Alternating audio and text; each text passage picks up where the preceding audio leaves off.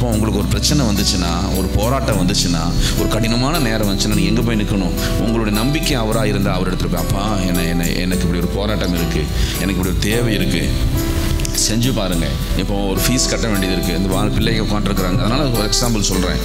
இந்த மாதம் ஒரு ஃபீஸ் கட்ட வேண்டியது இருக்குது, பணம் கையில் கிடையாது. நீங்கள் உடனே போய் மனுஷங்கிட்ட போய் நிற்கிறத விட ஆண்டவர்கிட்ட உட்காந்து பாருங்க, அப்போ எனக்கு ஒரு ஃபீஸ் கட்டணும், எனக்கு தேவை, கர்த்தர் சந்திப்பா. நீங்கள் அதை தான் நம்பணும். ஆமென் சொல்லுங்களேன்.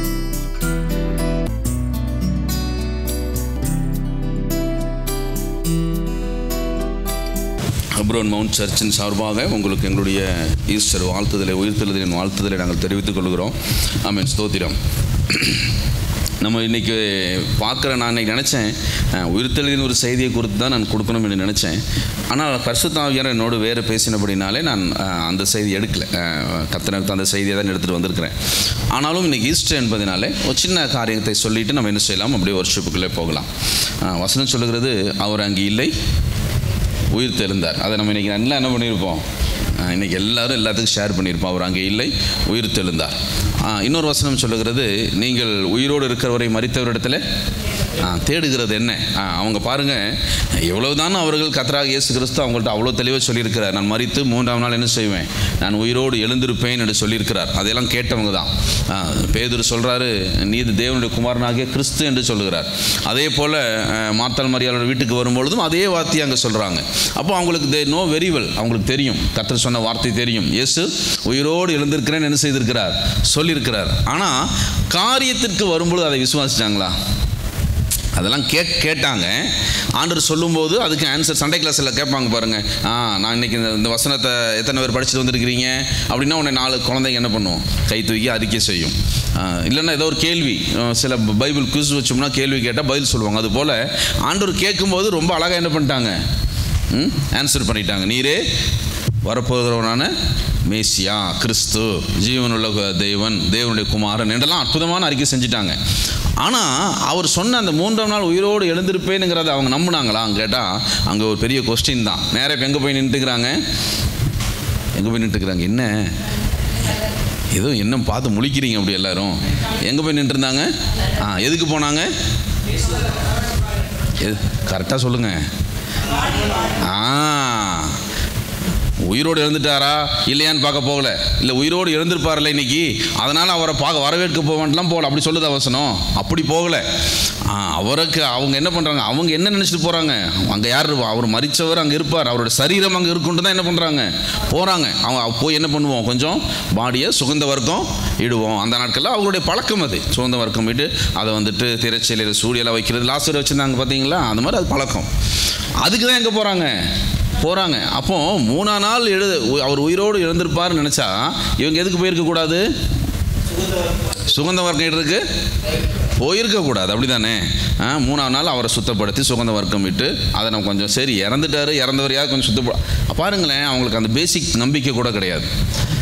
இன்றைக்கும் கிறிஸ்தவர்களுக்கு இயேசு உயிரோடுங்கிற நம்பிக்கை வெளியே பேசுகிற. எப்படி மார்த்தாலும் மரியாளும் சொன்னாங்க, நீர் ஜீவனுள்ள தேவனாகிய கிறிஸ்து, நீர் வந்தது தேவனுடைய குமாரனாகிய கிறிஸ்து. பேதுருவே நான் யார் என்று மக்கள் சொல்கிறாங்க. ஒரு மரித்த தீர்க்கதரிசி ஒருவன் வல்லமையோடு எழுந்து வந்திருக்கான்னு சொல்கிறாங்க. அப்போ பேதுரு சொல்கிறாரு, இல்லை நீர் தேவனுடைய குமாரன். இதெல்லாம் அற்புதமாக பேசினாங்க, அற்புதமாக அறிக்கை செய்தாங்க. ஆனால் காரியத்துக்கு வரும்போது சொல்லுவாங்க பாருங்கள், ஏட்டு சுரக்கா. அப்போ என்ன அர்த்தம், ஏட்டு சுரக்கான என்ன? நல்ல வேலை ஒருத்தருக்காவது தமிழ் தெரிஞ்சிருக்கேன். எனக்கு அது வரைக்கும் நான் கொஞ்சம் பயந்துட்டேன். கர்த்தாவே நான் தமிழ்நாட்டில் இருக்கிறேன்னா இல்லை ஆந்திராவில் பீகாரில் எங்கேயாவது நின்று ஊழியம் பண்ணிட்டு இருக்கிறேன்னா.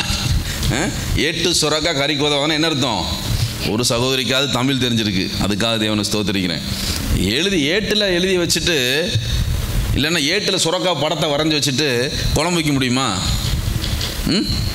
வைக்க முடியாது.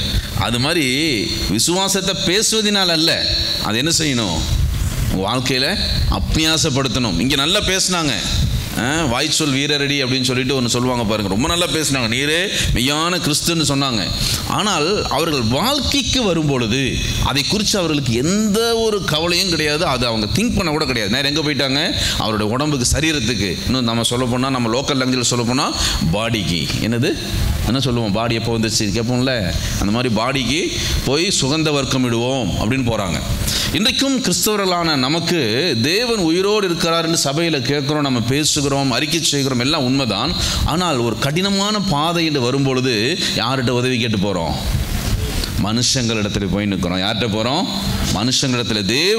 உன் தேவன் உயிரோடு இருப்பார் என்று ஒரு ஊழியக்காரோட சாட்சியை நான் படித்தேன். ஊழியக்கார் பயங்கர ஒரு வாரம் யார்ட்டையும் அவர் பேசலை, அப்படியே இடிஞ்சு போய் உட்காந்துருக்கிறார். என்ன தேவைகள் உண்டு, அது உண்டு, இது உண்டு அப்படின்னு எல்லாம் இழுத்து போட்டுட்டு பண்ணணும், ரொம்ப போராட்டம். அப்போ இவங்க மனைவி கேட்டாங்களாம், நம்ம இன்றைக்கி இயேசு இறந்துட்டார்ல, அவருக்கு போய் நம்ம ஏதாவது ஒன்று செய்யணும்ல அப்படின்ட்டு. என்ன சொல்கிற, இயேசு இறந்துட்டாரா, என்ன உளர்ற நீ அப்படின்னு. அம்மா நீங்கள் செய்கிறதெல்லாம் அப்படி தானே இருக்குது, இயேசு உயிரோடு இருக்கிற மாதிரி நீங்கள் செய்யலையே, இறந்த மாதிரி தானே செய்கிறீங்க, உயிரோடு இருந்திருந்தால் அவர் பார்த்துக்கொள்வார்னு சொல்லியிருப்பீங்களே. ஆமீன் சொல்லுங்களேன். அல்லேலூயா. நம்மளுடைய நிறைய நேரங்களில் பிரியமானவர்களே நான் சொல்கிறேன், இயற்கைக்கு அப்பாற்பட்ட ஒரு தேவனை வழங்கிட்டு இருக்கிறீங்க. ஆமீன் சொல்லுங்களேன். இயற்கைக்கு அப்பாற்பட்ட நீங்கள் ஒரு அந்நிய மதத்தினரை போல அவங்க எல்லாம் வணங்குவாங்க, எல்லாம் பண்ணுவாங்க. ஆனால் அவர்களுடைய வேலைன்னு வந்து அவங்க தன் சொந்த முயற்சியில் தான் செய்வாங்க. ஏன்னா அவங்களுக்கு தெரியும் தான் வணங்குற அதனால் எந்த ஒரு உதவியும் கிடைக்க போகிறதில்லன்ட்டு. நீங்களும் நானும் அப்படி இருந்தால் என்ன வித்தியாசம்? அப்படி தானே. உங்கள் கடினமான நேரங்களில் நீங்கள் எங்கே போய் நிற்கணும் சொல்லுங்களேன். உங்கள் கடினமாக உங்கள் தேவைகளுக்கு வரும் பொழுது, உங்களுக்கு எதிர்த்து பிசாசு நிற்கும் பொழுது, பொல்லாத மனிதர்கள் எதிர்த்து நிற்கும் பொழுது, இல்லைச்சுன்னா உங்களுக்கு ஒரு தேவை ஒன்று இருக்கும் பொழுது நீங்கள் விசுவாசத்தோடு அவரை நோக்கி பாருங்கள். ஆமென் சொல்லுங்களேன். அவரை நோக்கி பாருங்கள், அப்பா எனக்கு இது தேவை இருக்குது. உங்களுடைய நேரத்தை, உங்கள் கண்ணீரை, உங்களுடைய சரீர பலனை என் முழு பலத்தோடும் முழு ஆத்துமாவோடும் அவரிடத்தில் தோடும் நீ அவரிலே அன்பு கூறுவாயாக. ஆமென் சொல்லுங்களேன். என்ன பண்ணணுமா? எப்படி அன்பு கூறணும்? முழு பலத்தோடு, முழு பலன், முழு பலத்தோடு, முழு ஆத்மாவோடு, ஃபுல் ஸ்ட்ரென்த்தோடு, வித் மை ஆல் ஃபுல் சோலோடு நான் அவரிடத்தில் என்ன செய்யணுமா? அன்பு கூறணுமா? முழு பலத்தை. அப்போ உங்கள் பலத்தை நீங்கள் எங்கே கொடுக்கக்கூடாது. அப்போ உங்களுக்கு ஒரு பிரச்சனை வந்துச்சுன்னா, ஒரு போராட்டம் வந்துச்சுன்னா, ஒரு கடினமான நேரம் வந்துச்சுன்னா நீங்கள் எங்கே போய் நிற்கணும்? உங்களுடைய நம்பிக்கை அவராக இருந்தால் அவரிடத்துல போய், அப்பா எனக்கு இப்படி ஒரு போராட்டம் இருக்குது, எனக்கு இப்படி ஒரு தேவை இருக்குது, செஞ்சு பாருங்கள். இப்போ ஒரு ஃபீஸ் கட்ட வேண்டியது இருக்குது, இந்த பிள்ளைங்க உட்காந்துருக்குறாங்க, அதனால் ஒரு எக்ஸாம்பிள் சொல்கிறேன். இந்த மாதம் ஒரு ஃபீஸ் கட்ட வேண்டியது இருக்குது, பணம் கையில் கிடையாது. நீங்கள் உடனே போய் மனுஷங்கிட்ட போய் நிற்கிறத விட ஆண்டவர்கிட்ட உட்காந்து பாருங்கள், அப்போ எனக்கு ஒரு ஃபீஸ் கட்டணும், எனக்கு தேவை, கர்த்தர் சந்திப்பா. நீங்கள் அதை தான் நம்பணும். ஆமென் சொல்லுங்களேன். அதை நம்பணும். கர்த்தர் சந்திப்பா. எனக்கு ஒரு ஃபீஸ் கட்ட வேண்டியது இருக்குது, இதை செஞ்சு பாருங்கள். நான் சொல்கிறேன், கர்த்தர் நல்லவர் என்பதை ருசிக்கின்ற இடம் எது தான்? ஆமென் சொல்லுங்களேன். ஹல்லேலூயா. ஒரு சின்ன பையன் இருக்கிறான். சின்ன பையன் வந்து ஒரு தேவை இருக்குது.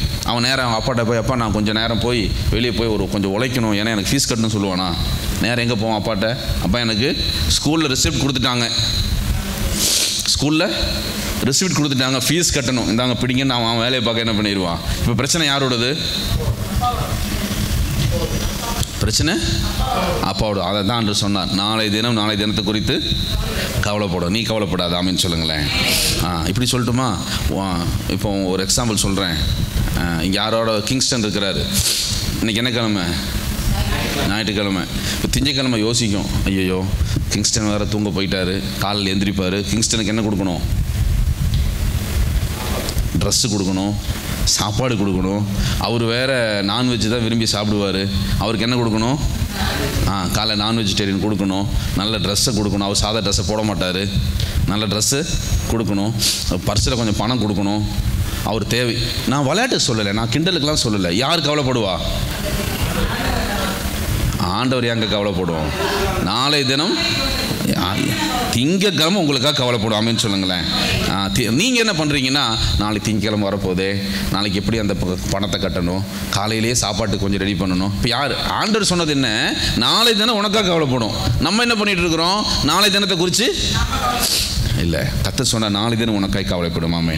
எப்போ இது நடக்கும் அப்படின்னா, உங்கள் சின்ன காரியங்களிலும் எங்கே போய் உட்காந்து பாருங்கள், தேவ சமூகத்தில் உட்காந்து பாருங்கள். நீங்கள் அதை ப்ராக்டிஸ் பண்ணுங்கள். ஆண்டவர் எனக்கு இது தாங்க, எனக்கு இது வேணும், எனக்கு தாங்க. நான் ஒரே ஒரு காரியத்தை சொல்லி நான் முடிக்கிறேன். நம்ம ஏன் இதை எடுத்தேன்னா, ஒரு ஈஸ்டர் மெசேஜ் கொஞ்சமாக அது கொடுக்கணும்ல, இல்லையா? இல்லைன்னா அது நல்லா இருக்காது. அதனால் நாங்கள் ரட்சிக்கப்பட்ட ஆரம்ப நாட்களில் ஒரு கடினமான பாதையை நாங்கள் கடந்து வந்தோம். நானும் என்னுடைய நண்பன் வினோத்.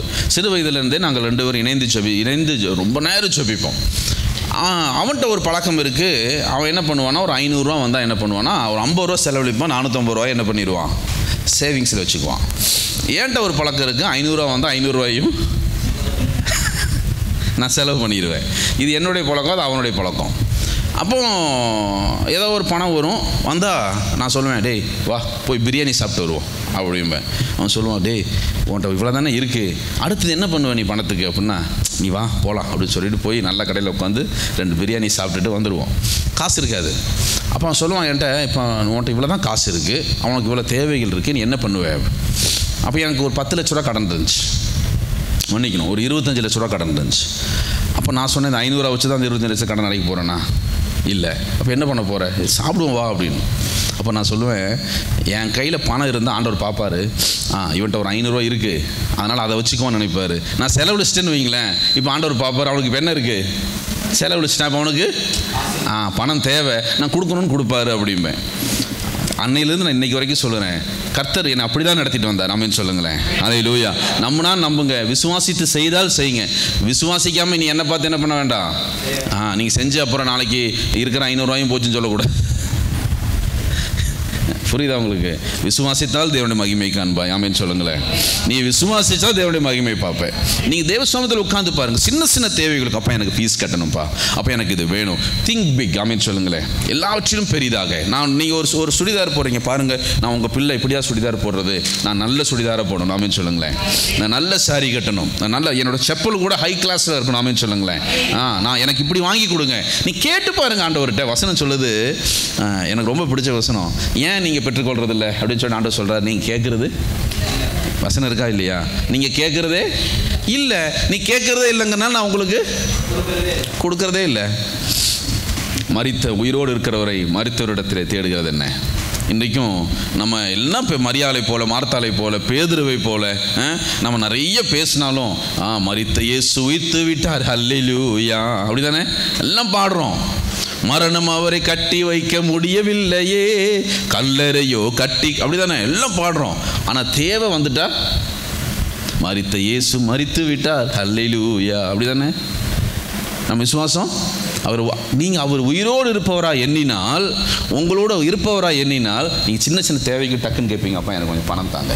ஆமென் சொல்லுங்களேன். ப்ராக்டிஸ் பண்ணி பாருங்கள், எனக்கு கொஞ்சம் பணம் தாங்க, எனக்கு தேவை இருக்குது, எனக்கு இது கொடுங்க.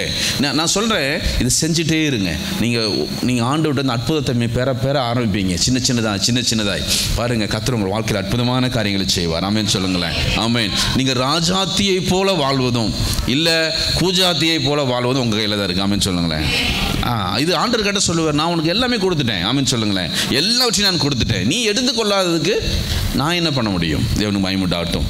இன்றைக்கும் ஒருவேளை கிறிஸ்தவர்கள் நிறைய பேசினாலும் இன்றைக்கும் உயிரோடு இருக்கிறவரை மரித்தவரிடத்தில் தேடிக்கொண்டே இருக்கிறாங்க.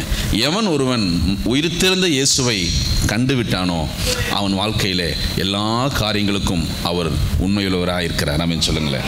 அவர் தேவைகளையே யெகோவா ராஃபா, யெகோவா ஷம்மா, எல்லாம் அவங்களுடைய சுகமளிக்கிறவராக, தேவைகளை சந்திக்கிறவராக, உங்களோடு இருக்கிறவராக, உங்கள் நண்பராக, ஆமென், உங்களுடைய தகப்பனாக உங்களோடு கூடயே இருக்கிறார். ஆமென். ஸ்தோத்திரம்.